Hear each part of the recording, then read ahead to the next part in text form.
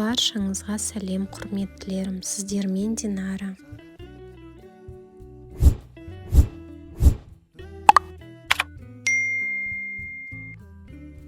Бүгін мен сіздермен момосяй деп аталатын тағамның рецептімен бөліскім келеді. Қамыр дайындау үшін келесі ингредиенттер қажет болады. Ол тұз, қант, ашытқы, сұйық май, ұн және жылы су. Жылы суға ашытқы және қант қосып араластырамын.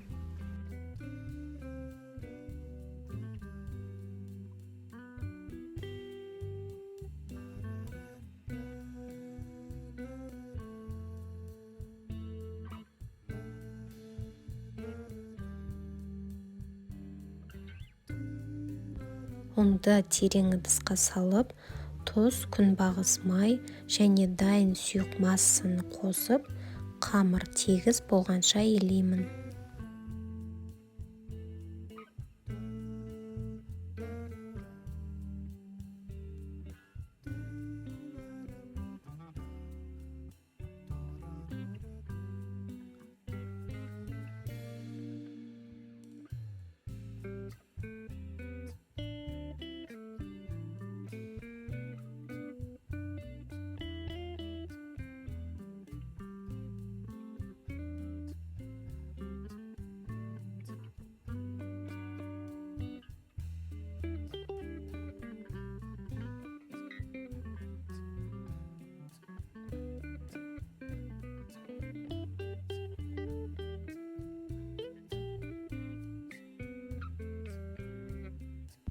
Қамырды илеп болғаннан кейін бетін полиэтиленмен жауып, жылы жерге 1 немесе 2 сағатқа қойып қоямын. Және де тез көтерілу үшін бетін қосымша шүберек майлықпен жауып қоямын. Әзірше момосяйға арналған сорпаны дайындаймын. Ол үшін керек ингредиенттер: ет, пияз, тәтті бұрыш, пекин орам жапырағы, қызанақ және қосымша дәмдеуіштерді қосамын. Ингредиенттердің пропорцияларын описание бөлімінде жазып қалдырамын.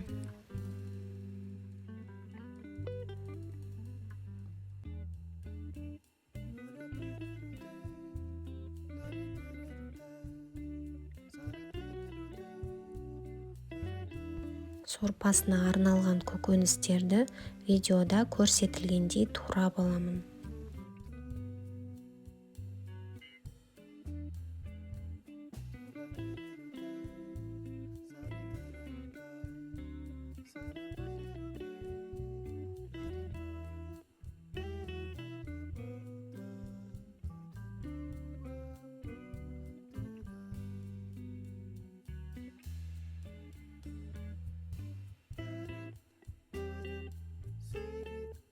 Туралған пиязды арасын өстіп ашып қоямын.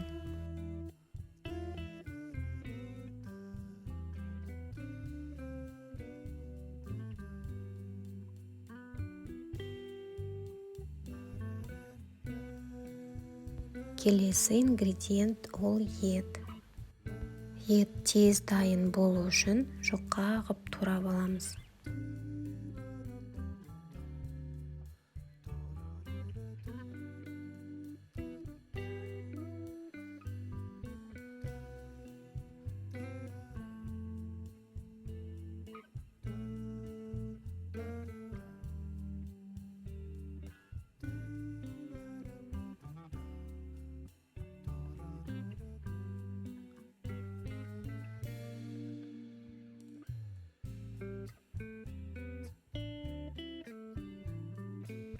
Тәтті бұрышты 2-ге бөліп, осындай формада турап аламын.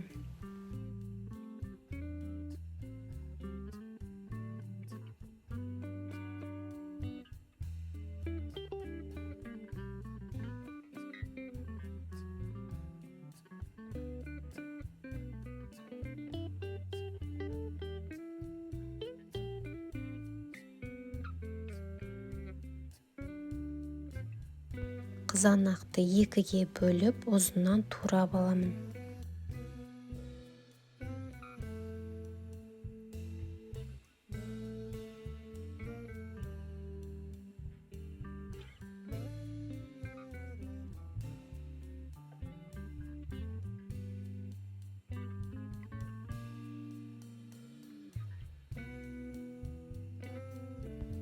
Пекин орам жапырақтың тек қатты жерлерін жаратып, осылай қиғашынан турап аламын.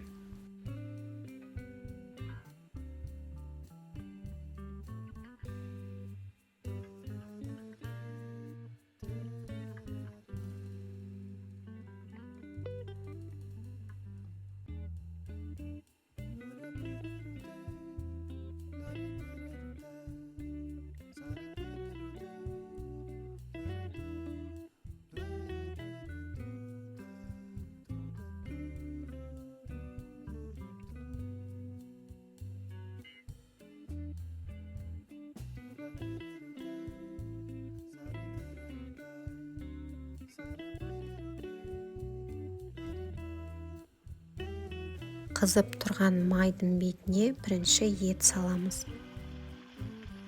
Ет тұздалған, сол себептен әзірге тұз салмаймын.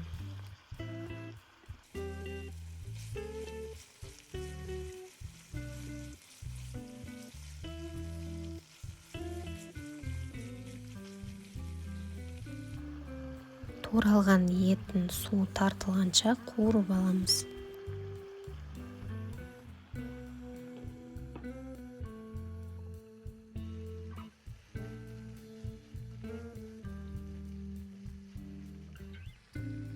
Еттің бетіне пияз салғаннан кейін шамамен 5 минуттай қуырып аламыз.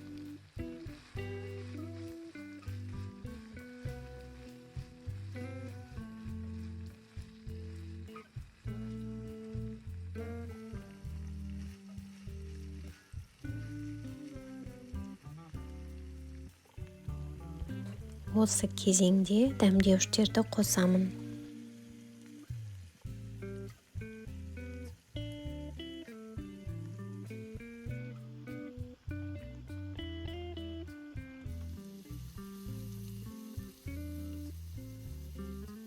Барлық дәмдеуіштерді қосқаннан кейін жақсылап араластырып аламын. Барлық келесі ингредиенттерді 1 немесе 2 минут қуырып аламын.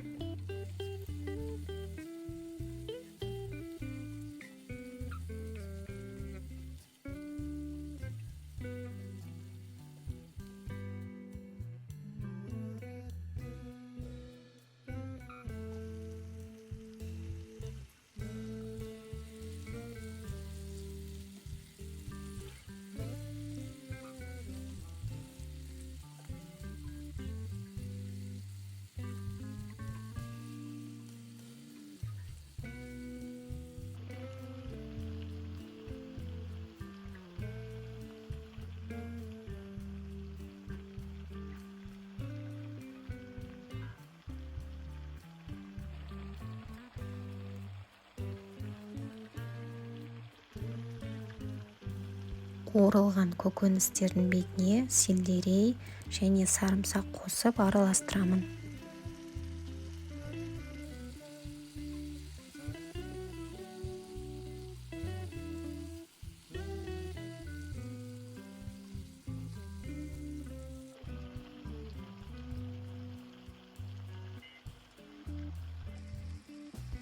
Момосайға арналған сорпасы қою болу үшін осылай көкөністердің бетіне ұн сеуіп, араластырып, керегінше су құямын.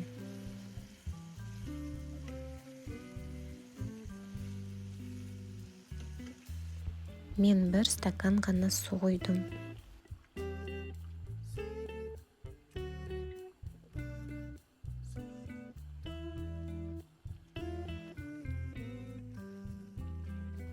Осы кезеңде тұздың дәмін көріп, керегінше тұз қосып аламыз. Момосайға арналған сорпа дайын, шамамен 20 немесе 30 минутта кетеді.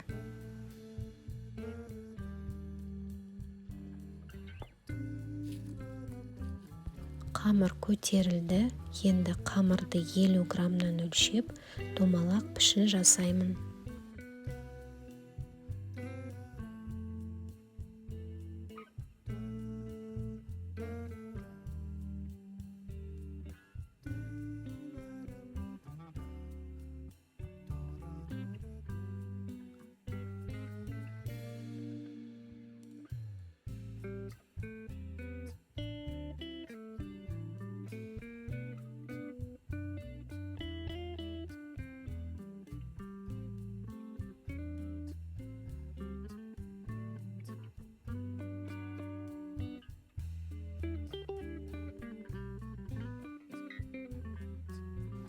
Қамыр тағы бір көтерілу үшін майланған бетке қойып, үстін шүберек майлықпен жауып 30 минутқа қоямын.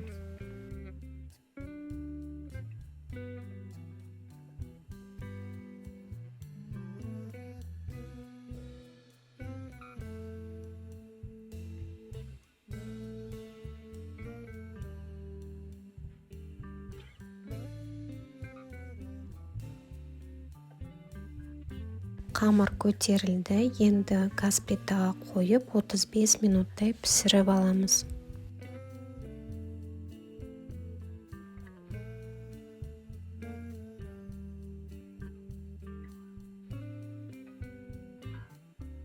Қамыр үлпілдек болып қалуы және пішін сақтау үшін оны дереу газ плитасынан алып, қақпағын ашу керек.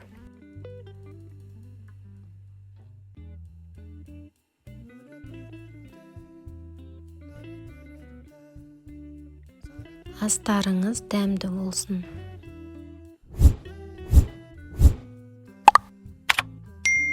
Сіздерге ұсынған рецепт және видео ұнаса, лайк басып, комментарий жазып тіркеліңіздер.